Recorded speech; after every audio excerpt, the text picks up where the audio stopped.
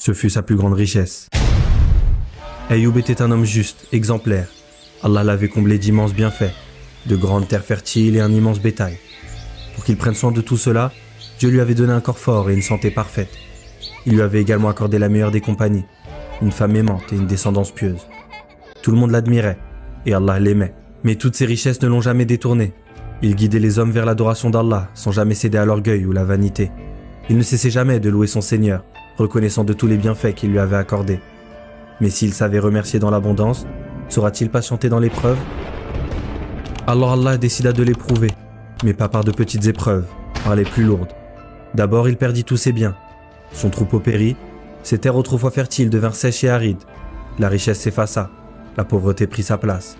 Puis vint le tour de sa famille. Ses enfants tombèrent malades et moururent un à un. Et comme si cela ne suffisait pas, rongé par la maladie, sa santé s'effondra et sa force le quitta. Autour de lui, le silence. Des voisins qu'il avait aidés, des pauvres qu'il avait nourris, des inconnus à qui il avait tout donné. Tous lui tournèrent le dos. Face à tant de malheur, il ne lui restait qu'une lumière, sa femme Rahma.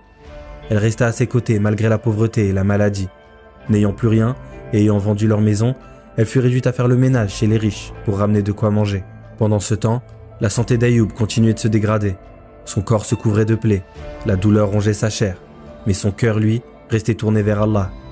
Alors Satan sauta sur l'occasion, car c'est dans les moments les plus sombres que Satan murmure le plus fort. « Ton Seigneur t'a abandonné, tu as tout perdu, à quoi bon l'adorer encore ?» Mais Ayoub repoussa ces murmures et se réfugia dans le rappel d'Allah. Ainsi Satan échoua.